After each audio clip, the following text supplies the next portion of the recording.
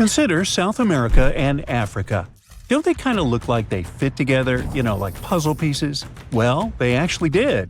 But about 130 million years ago, South America was like, bye, and slowly started drifting away. These days, it's around 1,800 miles from Africa, and it's still on the move. Every year, the continent shifts a little more toward the Pacific Ocean. So, how's that even happening? Tectonic plates are constantly moving. That's what makes the Earth's surface shift over time, going from this to what we see today. But those movements happen so slowly that you and I can't see them go. So, no, Brazilians or Chileans aren't out there feeling their continent inching westward. But the numbers don't lie. South America is moving, and apparently all it wants is to get as far away as possible from this massive underwater mountain range called the Mid-Atlantic Ridge. But what exactly is pushing the land toward the Pacific Ocean? It is the heat inside our planet. Way down beneath the ocean, there are cracks in the Earth's crust, and magma, super hot melted rock, rises up through those cracks. When that happens, the magma cools and hardens into solid rock. Over time, this process might build underwater mountains, like the Mid-Atlantic Ridge. And as more new crust forms, it begins to push the older crust out of the way. In the process, tectonic plates and the continents riding on top of them get pushed along. Now, on the other side of South America, over by the Pacific, there is the Nazca Plate. It's heavier and it's moving eastward. Since it is denser, it is sliding underneath the South American Plate. This entire process is called subduction, and it's happening at a rate of about 3 inches per year. By the way, the collision between these two plates is what's behind all those breathtaking volcanoes scattered throughout the Andes, and it's also making the continent move. So, if everything goes according to plan, projections show that South America will end up more centered in the Pacific Ocean in the future. But some models suggest something way crazier. Before we get into that, though, we need to clear something up. Why on earth isn't Africa following in South America's footsteps? I mean, shouldn't it be drifting west too? Well, not quite. Africa is doing its own thing, because it sits on the African Plate.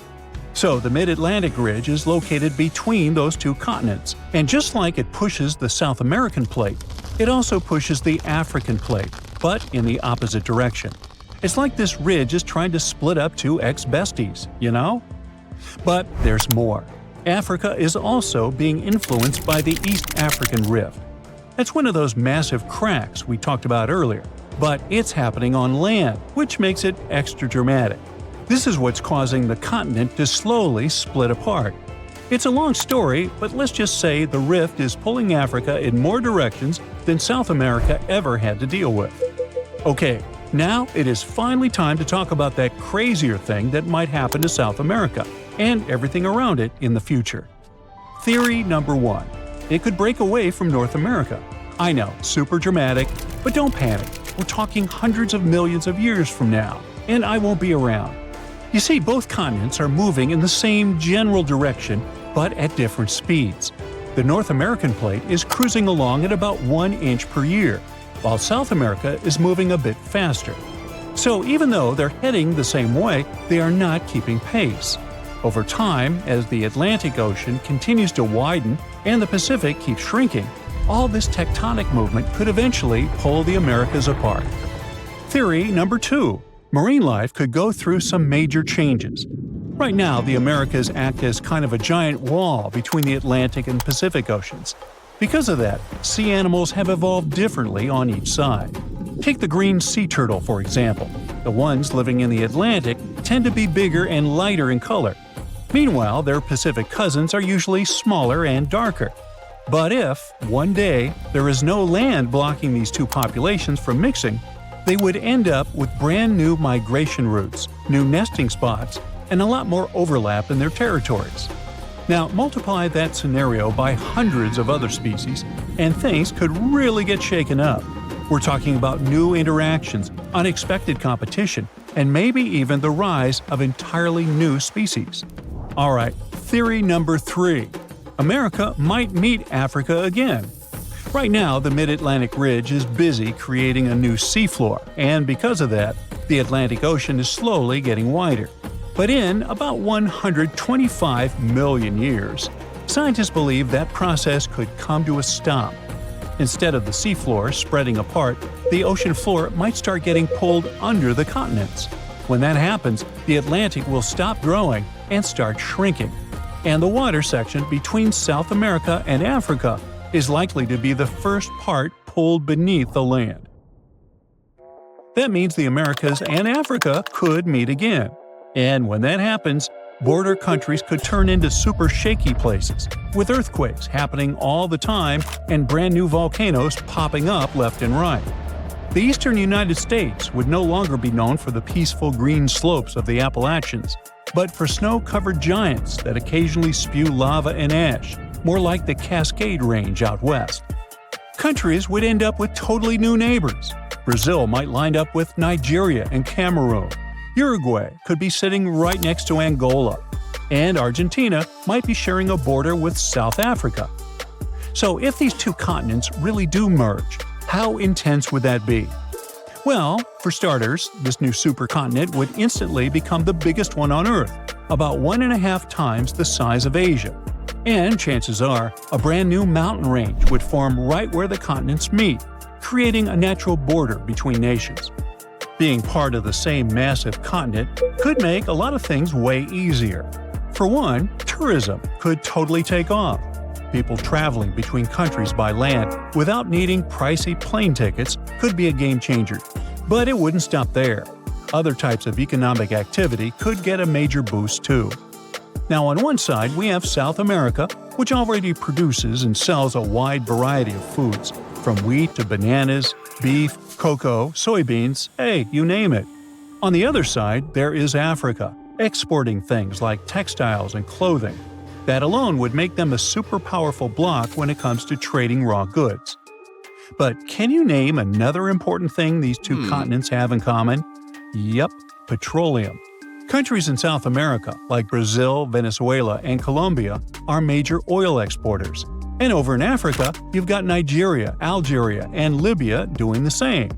Now, can you see just how powerful that kind of union could be? Meanwhile, let's talk about animals. These two massive lands coming together could lead us to wild meetups, like a capybara sharing space with a Nile crocodile, or a sloth seeing a hyena from the top of a tree. This could even lead to new animal hybrids showing up, like a tabby crocodile or a sloth hyena.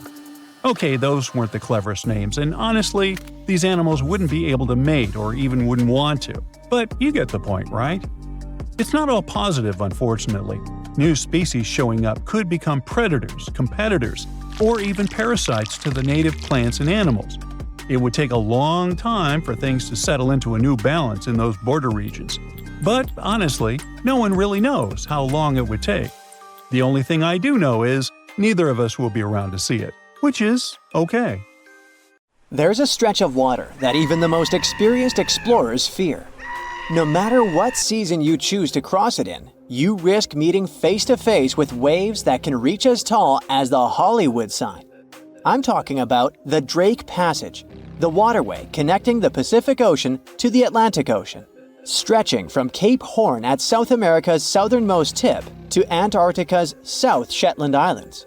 It's about as wide as the distance from London to Berlin and takes up to 48 hours to cross.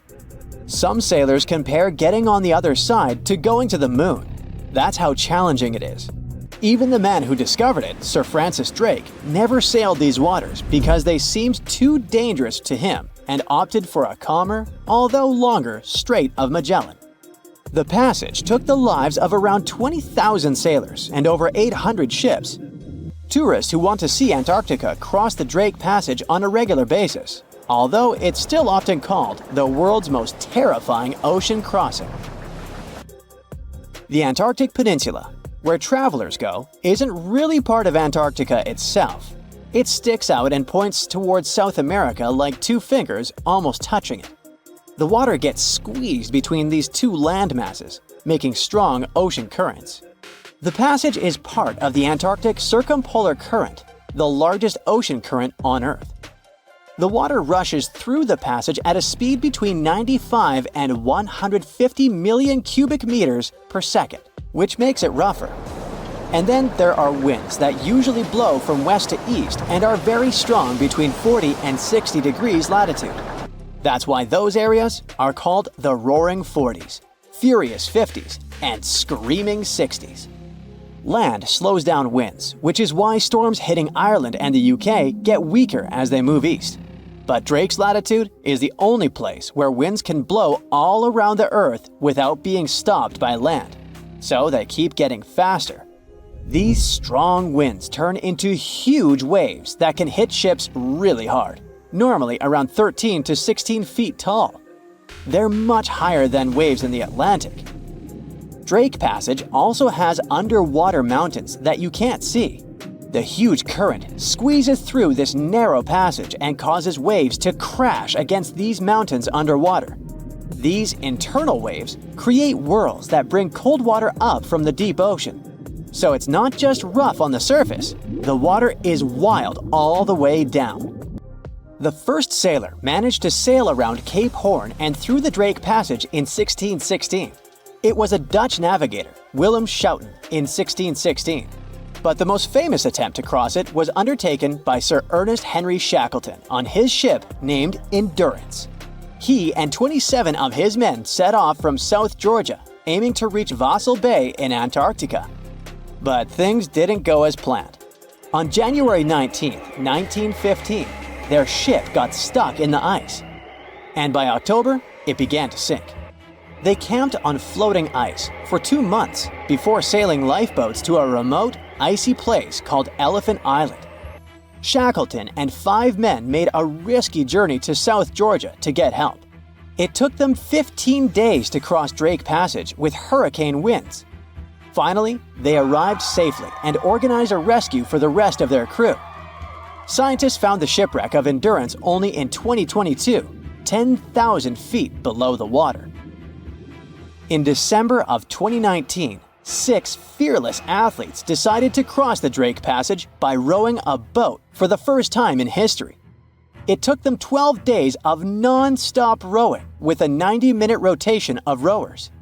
They managed to do it, and it was probably the hardest possible way to cross the passage. The athletes mentioned it was cold, wet, and dirty, and the waves hit them like walls. The weather in the Drake Passage changes a lot, but ship captains can always see it coming and change their path. They will move the departure time to have a safety margin and not to get stuck in the middle of the passage in the worst possible conditions. Sometimes, the journey will be smooth and calm, and they call it Drake Lake. Other times, people on the ship will feel rough waves, which is called Drake Shake. Some experienced captains who often cross the passage say that the Drake Lake effect happens once in every 10 crossings. And they see the Drake Shake once or twice in every 10 journeys. A schooner or a kayak will probably not survive the journey among giant waves, but modest vessels and cruise ships have sturdy hulls and advanced stabilizing mechanisms. So, the journey isn't that dangerous anymore, but still, it's quite an adventure, especially if you're seasick. If you don't feel like risking it but want to travel from the Pacific Ocean to the Atlantic Ocean by water the fast way, the Panama Canal is waiting for you. People first started thinking about making a water path across Panama in the 16th century. Back then, a Spanish explorer found out that only a thin piece of land separated the two oceans. But it seemed impossible to build it because of the mountains and thick jungle, so the idea had to wait a couple of centuries. Finally, in 1880, France, led by the man who built the Suez Canal in Egypt, tried to make the canal. But the people who started the construction soon found out it was much harder than it looked on a map. The land in Panama was one of the toughest and most dangerous places to dig a big waterway. Workers had to literally move huge mountains in a jungle full of snakes, where it was really hot and rainy. During the wet season, heavy rain turned rivers into wild rapids and soaked the workers. Sometimes, they didn't see the sun for 2 weeks, and their clothes stayed wet all the time. Big rocks were falling, and tiny mosquitoes that carried malaria made people very sick. And then, an earthquake happened on top of everything. They were losing thousands of people. That's why France decided to abandon the project after 7 years. Then, the United States bought the French assets in the canal zone and finished it by 1914. It cost the US around $375 million. The 50-mile-long passage of water saves ships traveling between New York and San Francisco 7,872 miles. Around 14,000 ships use it every year and pay around $1.8 million in tolls. So it looks like it all paid off. Another challenging waterway in this part of the world is the Amazon River. It's around 4,300 miles long and flows through 3 countries with over 30 million people living in its basin. But there isn't a single bridge across it. The river has many marshes and soft soils, so engineers would need to build very long bridges and very deep foundations, which costs a lot of money. Building bridges over deep water is tough, but in other places in the world, engineers can use things like floating platforms to help. The river's path and water levels change a lot during the year. During the dry season from June to November, the river is usually 2 to 6 miles wide. But in the wet season from December to April, the river can become as wide as 30 miles. And the water level can rise by 50 feet. That's why they can't build floating bridges or pontoons. The riverbanks are made of soft dirt that moves and erodes with the seasons, and it makes things even harder. It would have to be an absolutely unique project to overcome all these challenges. Luckily, there's no pressing need for a bridge across the Amazon right now. The river mostly goes through areas that are sparsely populated, so there aren't so many major roads to be connected by bridges. There's an old volcano in Bolivia called Uturuncu. It hasn't erupted in about 250,000 years, so you may think that's the end of its story. But recently, it has started to act a little strangely. At the moment, it resembles a zombie that's waking up from a long nap. Uh-oh, is that kind of apocalypse nearing? Uturuncu is a huge mountain in the Andes that's almost 20,000 feet tall. It's called a stratovolcano, which means it's big, steep, and cone-shaped. These kinds of volcanoes are made from layers of lava, ash, and rocks. They can have terrifying, powerful, explosive eruptions because their lava is thick and traps gas inside. Think of it like a shaken-up soda that's ready to burst. Famous ones like Mount Vesuvius are just like Uturuncu. And do you remember about the tragic fate of Pompeii, completely destroyed during the eruption of Mount Vesuvius? Does something similar await Bolivia? Even though Uturuncu has been quiet for a long time, scientists have noticed that it's been letting out gas, rumbling with small earthquakes, and even making the ground around it bulge, kind of like it's stretching. So, people started wondering if it was getting ready to erupt again. Scientists decided to take a closer look at this situation and found out that liquid and gas moving around under the volcano is causing all this activity. It doesn't mean the volcano is definitely going to erupt, but it helps explain why it still seems alive. Let's dive into details. Since the 1990s, scientists have been using satellites and GPS to keep an eye on the ground around the Uturuncu volcano. At one point, they noticed something weird. The ground was rising in the middle and sinking around the edges, kind of like a sombrero hat. The middle part has been slowly going up for at least 50 years, by about 0.4 inches a year. It doesn't sound like a lot, but hold on. This strange shape, along with lots of tiny earthquakes and gas like carbon dioxide coming out of the volcano, made scientists think that there might be a giant blob of magma growing under the mountain. If that were true, it could mean only one scary thing. The volcano could be getting ready to erupt. Uturuncu sits on top of a huge underground pool of magma called the Altiplano Puna magma body. This pool is really big and really deep, stretching under parts of Bolivia, Chile, and Argentina. Scientists thought that magma from the APMB might be rising and collecting near the surface. which could lead to an eruption. But now, after studying more than 1,700 earthquakes and checking the rocks around the volcano, scientists have a new idea. Apparently, it's not magma rising up. Instead, hot fluids and gases are traveling up from the APMB through a narrow path shaped like a chimney. These gases, like steam and CO2, can get trapped under the top of the volcano, while salty water, brine, spreads out sideways into tiny cracks in the rocks. This moving gas and water can make the ground rise and fall and cause small quakes, without any magma getting close to the surface. So the good news is, Utarunku probably isn't about to erupt. If it did happen, it would cause serious damage to nearby communities and even pose a threat to human lives. Lava flows could reach towns tens of miles away from the volcano, and volcanic ash could even spread across Bolivia, Argentina, and Chile. Luckily, even though the volcano is still alive and rumbling, it's not as dangerous as scientists once thought. This discovery might help scientists figure out if other volcanoes around the world are getting ready to erupt. Now, let's visit Alaska, where according to researchers, Mount Spur might erupt soon. It's letting out strange amounts of volcanic gases from the top and side vent, the very vent that last erupted in 1992. If it erupts again, it could cause problems for airplanes flying nearby and might send ash falling from the sky. The good news is that nobody lives close to it, so people are safe for now. But even though Mount Spur isn't super dangerous, there are other volcanoes around the world that could be really destructive.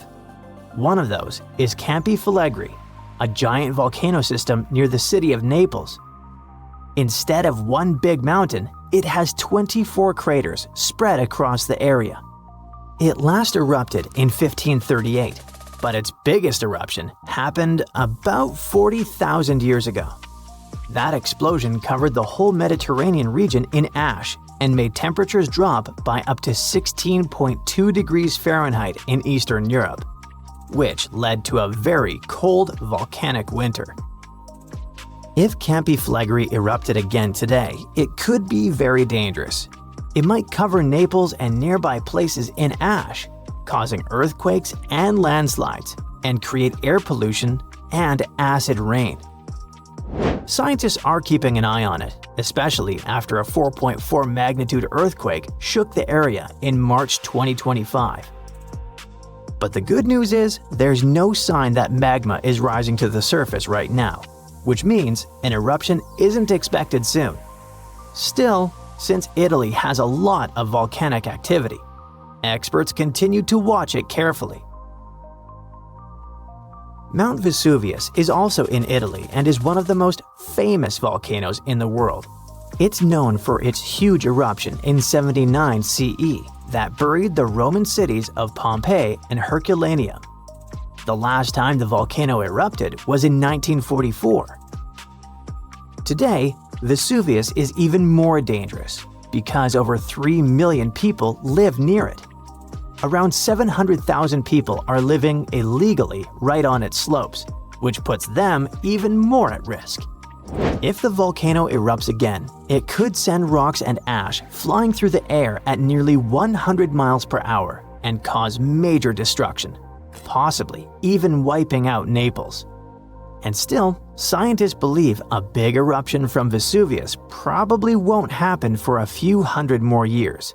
But since it's still an active volcano, researchers continue to monitor it. Cumbre Vieja is a volcano on the island of La Palma, which is part of the Canary Islands. It last erupted in 2021. During that eruption, lava poured out of the volcano and flowed all the way to the sea. It destroyed over 3,000 homes, but luckily, thousands of people were safely evacuated, so it wasn't as bad as it could have been. In the past, scientists were worried that a huge eruption could cause the entire western side of the volcano to break off and crash into the ocean. This could create a mega tsunami, sending massive waves hundreds of feet high across the Atlantic Ocean. But more recent studies have shown that this is very unlikely to happen. Mount St. Helens is a volcano in Washington state in the United States. It had a massive eruption in May 1980 that ended the lives of 57 people. That eruption also caused the biggest landslide ever recorded.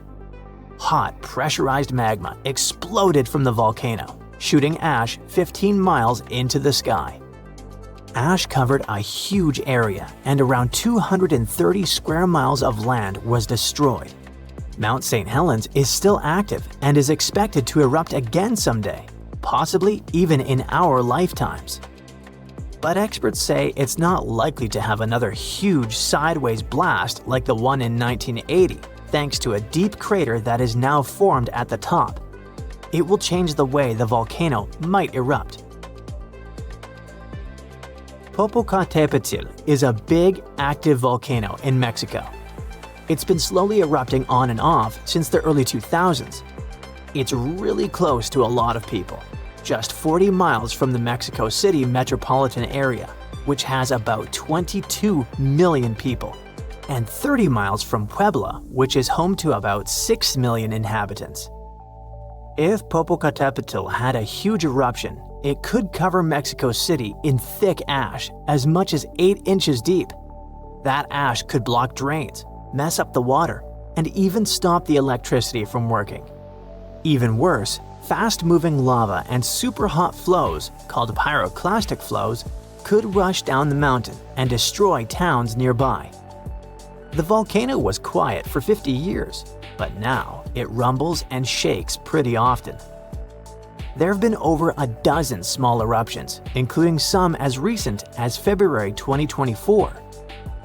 Some nearby places got covered in ash, but scientists say this isn't too surprising, and they're keeping a close eye on it. So it turns out that you can't drive between South America and North America, and there's a simple reason for that. There are no roads connecting the two continents, not even a rudimentary one. Technically, you could try your luck crossing on foot, but let me tell you, that would be a huge, huge mistake. The region that connects the two continents is called the Darien Gap. It stretches across southern Panama's Darien province and the northern part of Colombia. The only land route there is a 60-mile jungle trek. Crossing it can take anywhere from 3 to 10 days. It depends on weather conditions, how much you're carrying, and honestly, just pure luck. Chance plays a big role here, because this isn't some chill, relaxing nature walk. It's a harsh, extreme environment, known for being completely isolated and one of the most dangerous places on Earth. Still, people seem to forget that and go there anyway. Every year, the number of people crossing just keeps growing. In 2014, fewer than 10,000 people crossed the gap. In 2023, that number increased to 520,000. Now, you might be wondering, what are so many people doing in the middle of the two American continents, risking all that danger?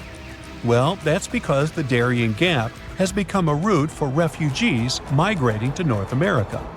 But to get there, they face all kinds of dangers, from insect bites and infections to serious fractures. We're talking about a no-man's land. Since there are no police stations, immigrants must also watch out for thieves. Along the way, they have no choice but to rely on and support each other. Most people start the crossing with at least a tent or tarp, rain boots, water, and some food. But these things get heavy fast, and people normally can't carry enough supplies for the entire journey. At some point, people start drinking river water to avoid dehydration. But the water's full of bacteria and dirt, so it causes intestinal issues. And if things get serious, there's no medical help there. To make this whole scenario even worse, the temperatures are brutal, often hitting over 95 degrees Fahrenheit. Now, a small subset of people who venture through the Darien Gap are hardcore adventurers and travelers looking for a survival experience in the jungle. But this region is no place for a relaxing vacation. A group of tourists who went there in 2023 ended up getting jungle rot. a fungus that affects the feet. The situation got so bad that a woman had to be carried out by the group on the last day because she couldn't walk. No matter how prepared people are for the Darien Gap, in the end, survival mostly comes down to luck. Out there, travelers won't find cities with solid infrastructure where they can crash at a hotel and gear up for the next day. In some spots, they might stumble across basic camps right in the jungle. These camps might offer wooden platforms for tents, bucket showers, toilets, and even plates of chicken and rice. But it all comes at a price. Wi-Fi, for example, might cost $2 an hour, and that seems like a pretty good deal, considering there's no cell phone service on the trail. They pretty much lose all contact with the outside world. Now picture a dense rainforest with steep, muddy terrain.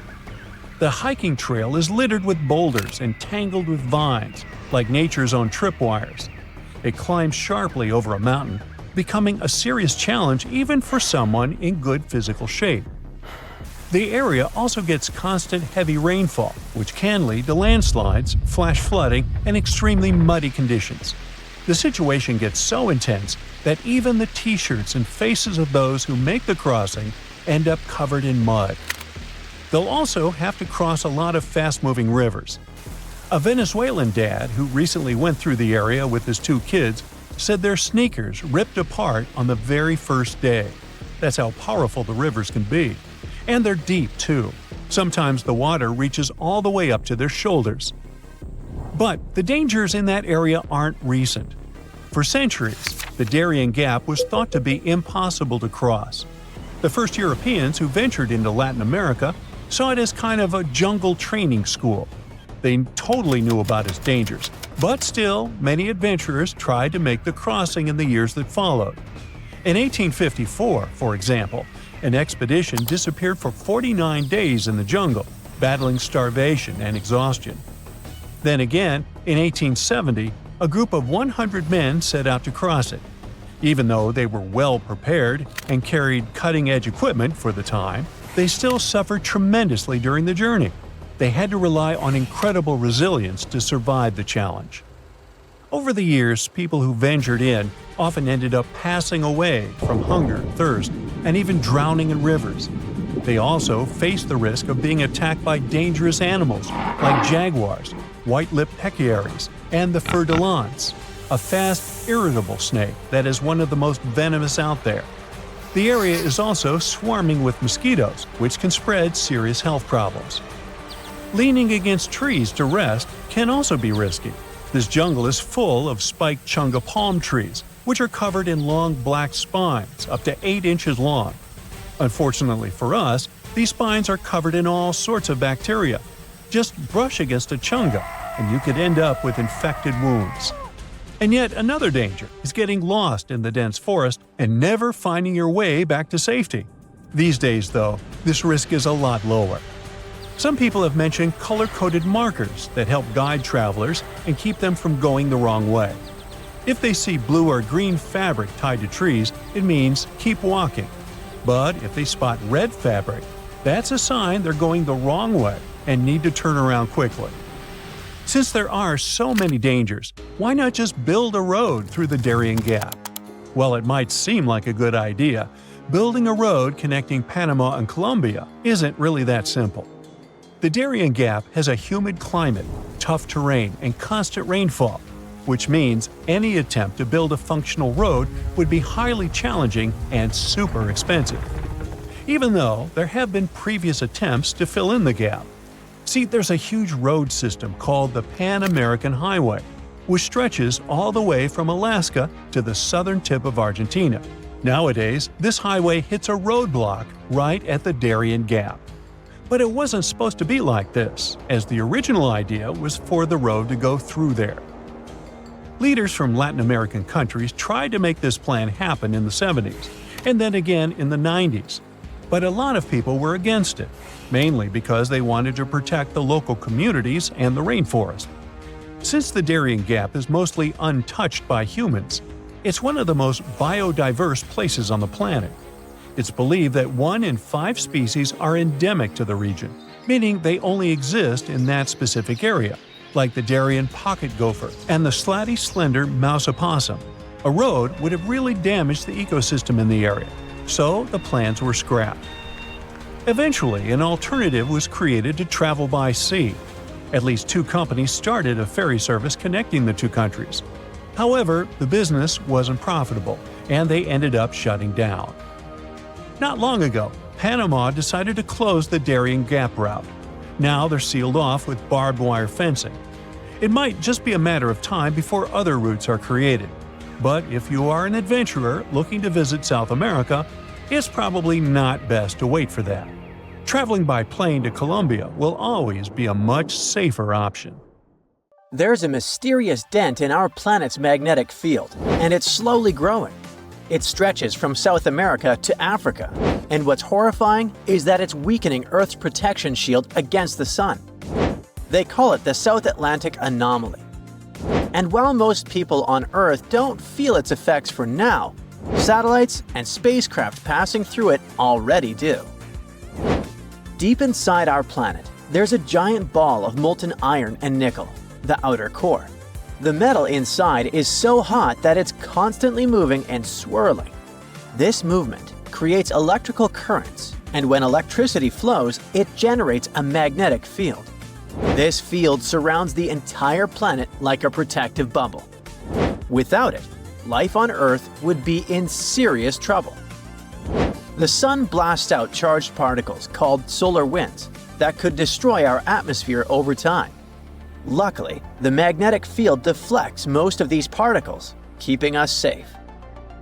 Other planets without magnetic fields like Mars lost their magnetic fields, got their atmospheres stripped away, leaving them dry and lifeless. And also, without the magnetic field, our technology and equipment gets all messed up. Satellites, power grids, and even airplanes could get hit by intense radiation. This would lead to communication failures, GPS errors, and blackouts. And now, something strange has been going on underneath the African continent.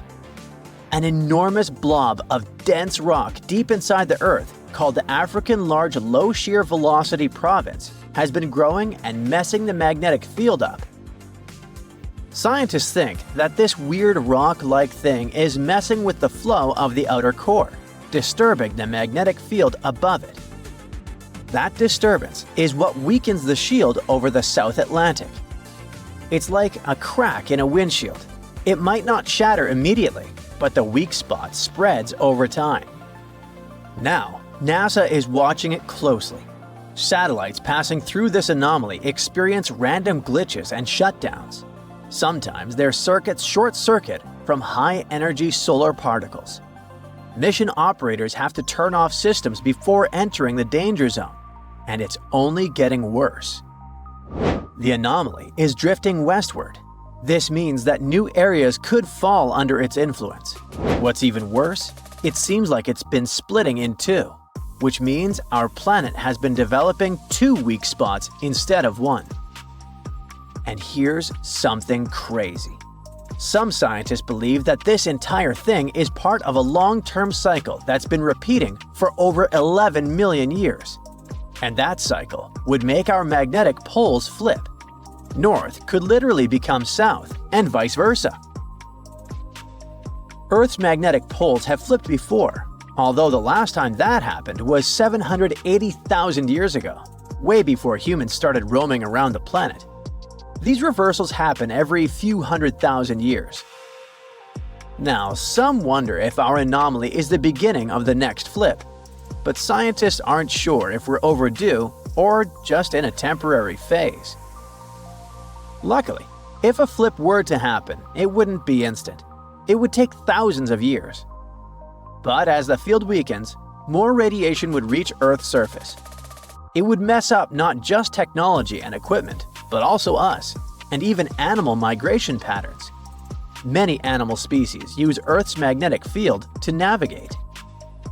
And they even have some potential culprits that could have caused this weird thing.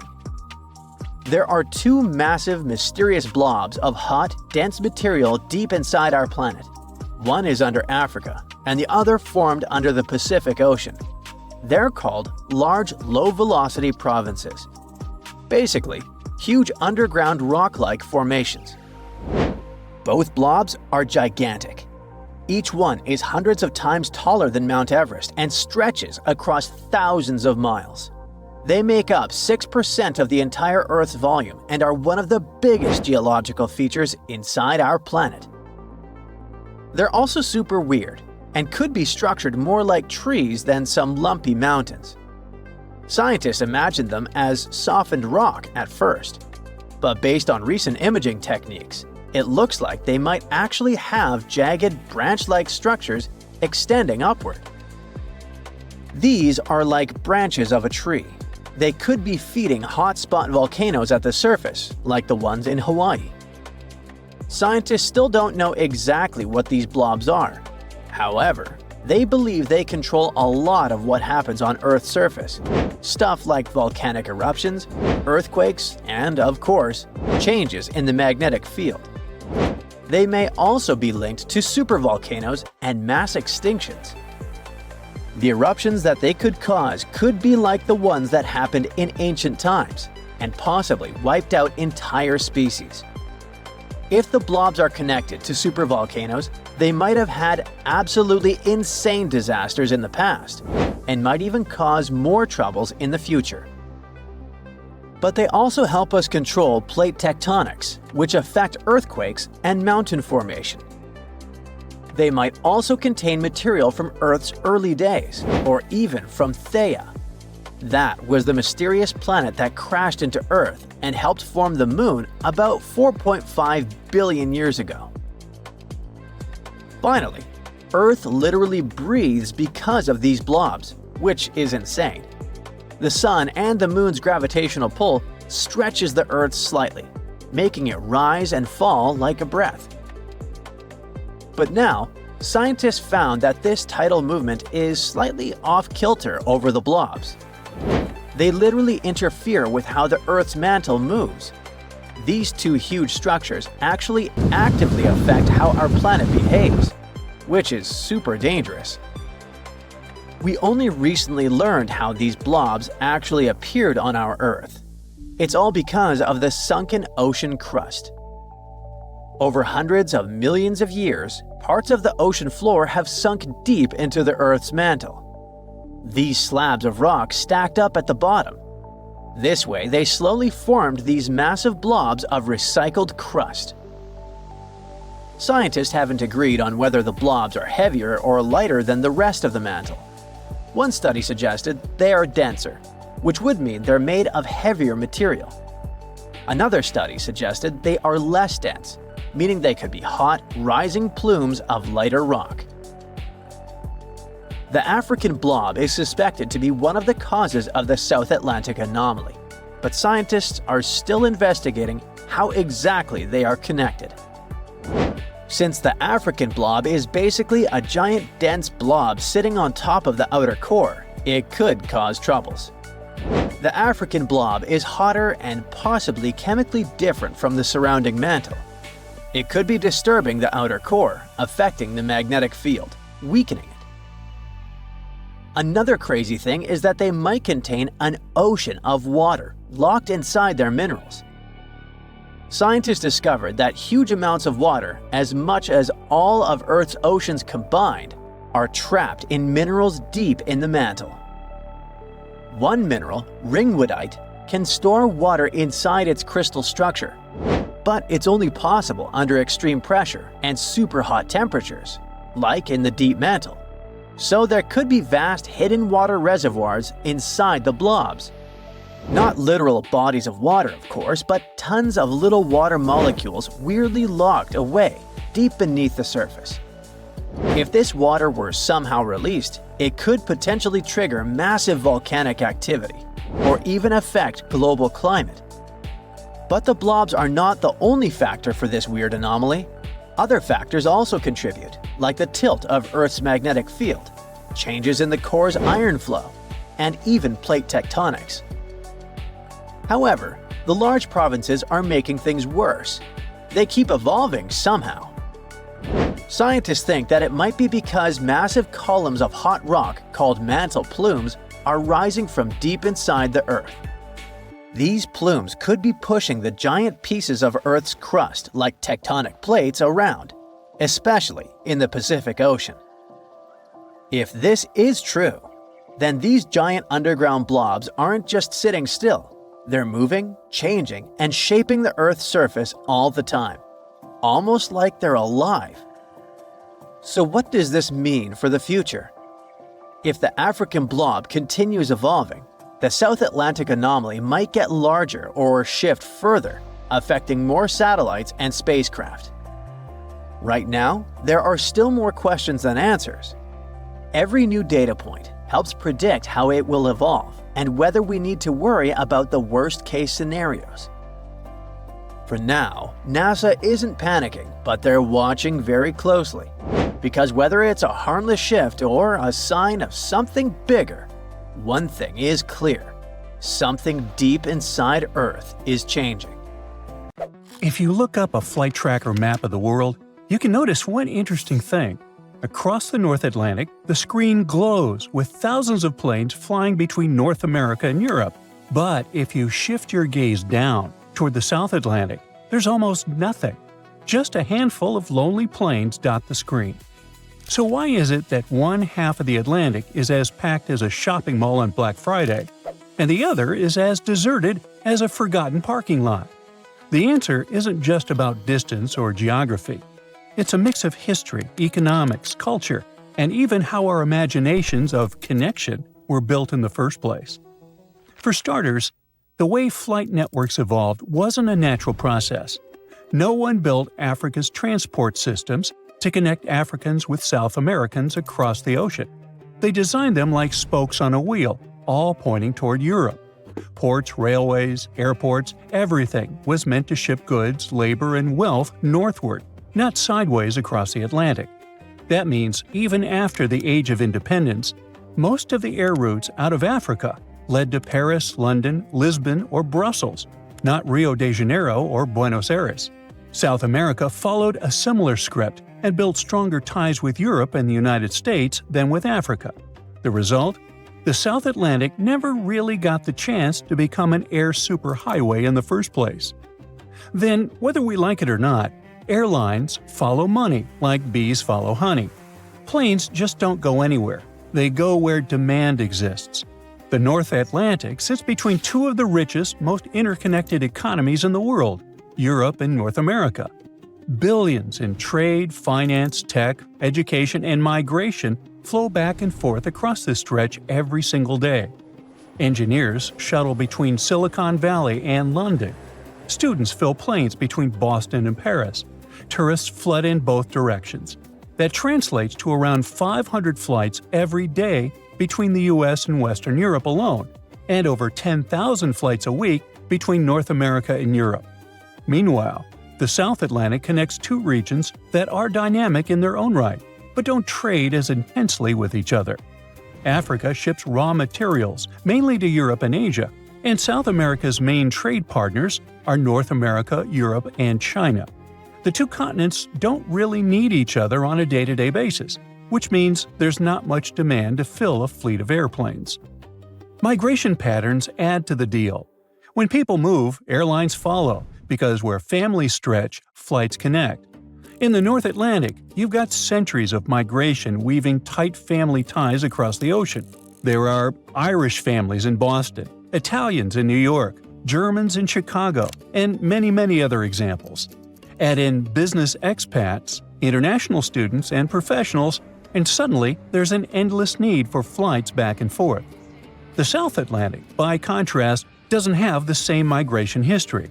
Sure, the African diaspora in Brazil is massive, but much of that goes back centuries, so there's not so much modern voluntary migration that keeps up steady traffic today. In the modern era, doctors, engineers, and students from both Africa and South America usually set their sights on the US, Canada, or Europe, rather than hopping across to each other's continent. Without those migration-driven visiting relatives or returning students, the passenger base just doesn't exist. Tourism is another missing piece. Americans cross the Atlantic to sip espresso in Rome or visit London's museums. and Europeans head west to hit Disney World or road trip across Route 66. It's an entire industry with cheap flights and cultural ties. In contrast, South America and Africa don't have the same setup. A Brazilian tourist doesn't usually dream of heading to Ghana for vacation, just like a Kenyan backpacker isn't exactly booking a weekend in Sao Paulo. Language divides, cultural distance, and weaker tourism marketing all make it less appealing. Plus, costs are higher and flight options are scarce, so why would someone bother? Without a steady stream of leisure travelers, airlines aren't crazy about carving out new routes across the South Atlantic. Now, geography adds its own dose of irony. On paper, Africa and South America aren't that far apart. At their closest points, Brazil to West Africa, is actually shorter than some North Atlantic routes. But the cities that generate passengers are not sitting neatly on those edges. Major hubs, such as Sao Paulo or Buenos Aires, are deeper into South America. On the African side, hubs like Johannesburg and Nairobi are hundreds or even thousands of miles from the coast. That means a direct Sao Paulo-Johannesburg flight isn't just crossing an ocean. It's crossing an ocean plus a huge chunk of land on the African side. That jacks up the distance and the cost and makes it harder to fill planes profitably. So when you compare that to New York-London or Paris-Toronto, you see why more people choose these shorter direct hops between economic capitals. Now, even the weather throws in obstacles. The North Atlantic has a neat trick up its sleeve, the jet stream.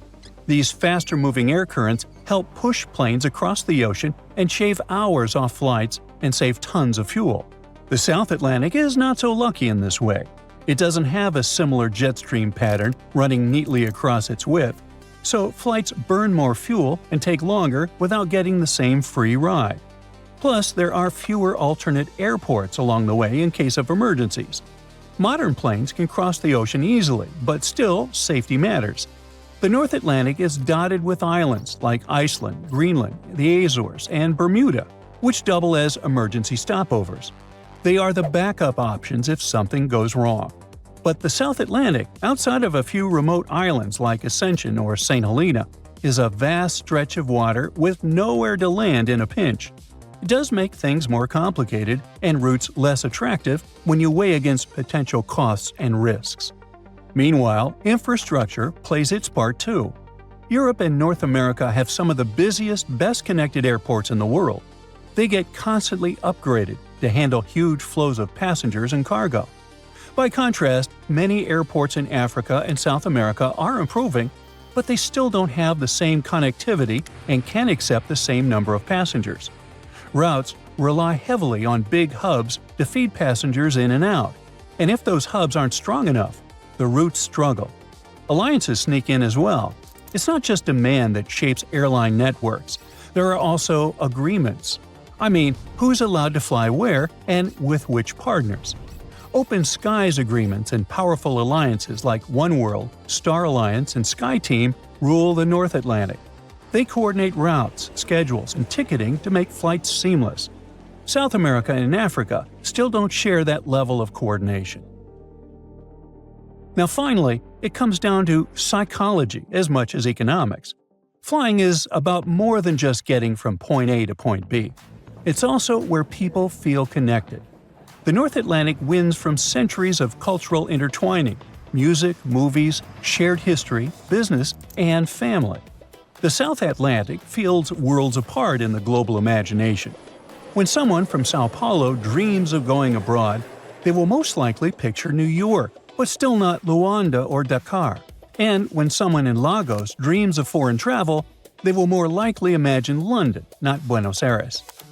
There are some parts of the world that are practically off the radar when it comes to air traffic.